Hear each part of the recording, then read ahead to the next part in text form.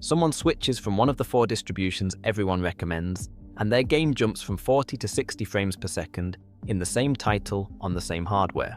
Someone else installs a distribution that lets them switch between a layout that looks like one proprietary operating system and another that looks like its competitor with a single click.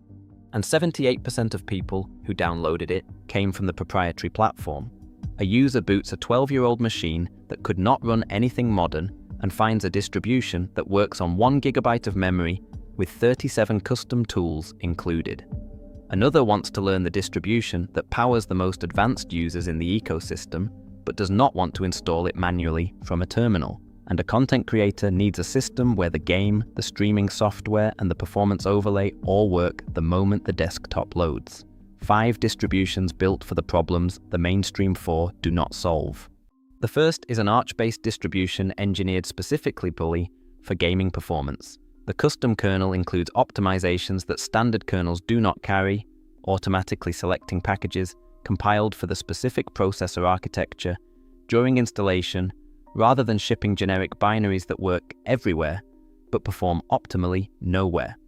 Independent benchmarks against the dominant proprietary operating system show it performing within roughly 4% on average, with individual titles where it actually wins. Users switching from mainstream distributions report consistent improvements of 5 to 15% in processor-limited games. A custom fork of the compatibility layer ships with support for the latest upscaling and latency reduction technologies, alongside automatic upgrades to newer rendering features that standard builds do not include. The distribution ranks 3rd in the gaming platform's hardware survey as of early 2026 and has released a dedicated handheld edition supporting the most popular portable gaming devices, including firmware update capabilities. Users describe running it for months without problems. The trade-off is that it runs as a rolling release, with constant updates that can occasionally break things. The community is smaller than the mainstream options, and it is not designed for someone who has never used an open-source operating system. The second is an Ubuntu-based distribution designed entirely around making the transition from a proprietary operating system as seamless as possible. A built-in appearance tool switches the entire desktop layout between multiple proprietary system styles with a single click, no restart required. The latest version launched the same month that support ended for the previous generation of the dominant proprietary operating system, and over 1 million copies were downloaded in the first month. Built-in cloud storage integration lets users manage files from the proprietary ecosystem directly in the file manager, and the system can detect over 170 proprietary installer files and suggest compatible alternatives. Independent comparisons describe it as more visually polished than the most popular beginner distribution, while that competitor prioritizes stability and conservative updates over aesthetics. The lightweight edition runs on machines with as little as 1.5 GB of memory. The premium edition adds additional layout options for a one-time fee. The trade-off is that the Ubuntu base means the containerized packaging system is present, the community is smaller than the mainstream alternatives, and packages arrive slower than on rolling distributions. The third is a Debian-based distribution built to run well on hardware that everything else has abandoned. The default desktop uses minimal resources, boots quickly on machines over a decade old, and includes over 37 custom graphical tools that handle common system tasks without requiring the terminal. Tools for creating bootable media, managing disks, repairing boot configurations, installing graphics drivers, and taking full system snapshots all ship with graphical interfaces that reduce the dependency on commands while still allowing full access underneath. It sits near the top of the most visited distribution tracking page and runs on as little as 1 GB of memory with 10 GB of storage. The underlying base provides years of stability through rigorously tested packages focused on security fixes rather than feature additions. An advanced hardware support kernel option is available for users with newer machines that need more recent driver support than the default stable kernel provides. Users describe it as boring in the best possible sense, a system that boots fast, stays stable for months, and gets out of the way. The trade-off is that packages are older than what rolling or semi-rolling distributions offer. The default desktop looks dated compared to more modern alternatives, and it is not optimized for gaming or any single specialist use case. The fourth is an Arch-based distribution that exists to remove the installation barrier from the largest and most flexible package ecosystem in the category. It began as a successor to a previous project that shut down, inheriting the community and the mission of making Arch accessible without compromising what makes it useful. A graphical installer replaces the manual command line process that the upstream requires, delivering a near-identical system after installation with access to the massive community package repository by default. The latest release ships with a modern kernel and uses open kernel modules for the largest proprietary graphics vendor.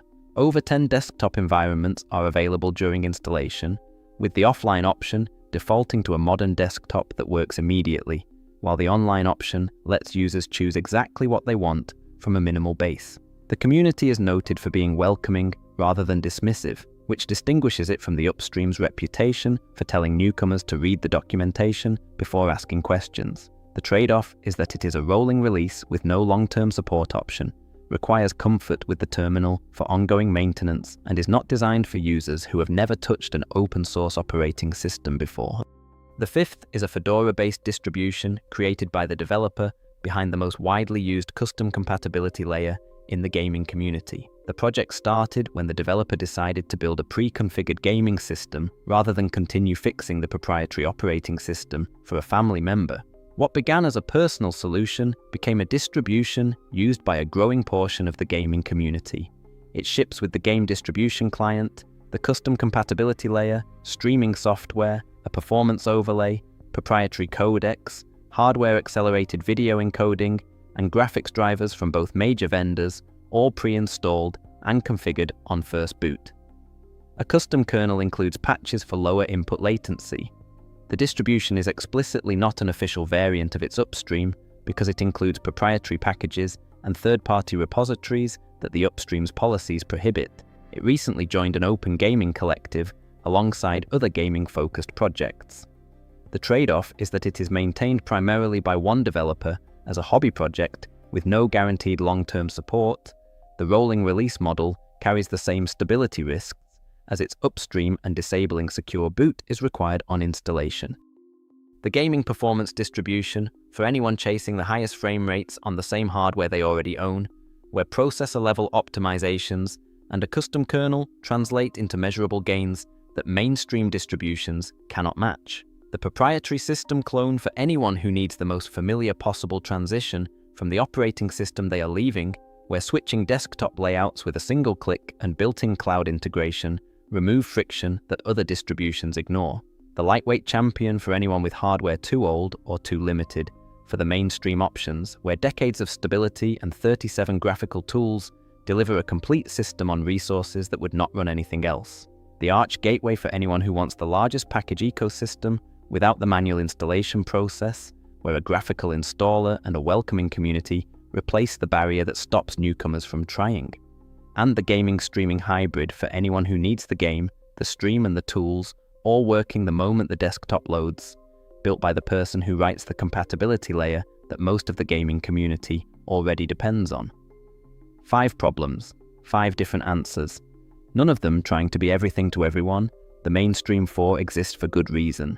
These 5 exist because those reasons do not cover everyone. Every choice is a trade-off. At least now you know what you're trading.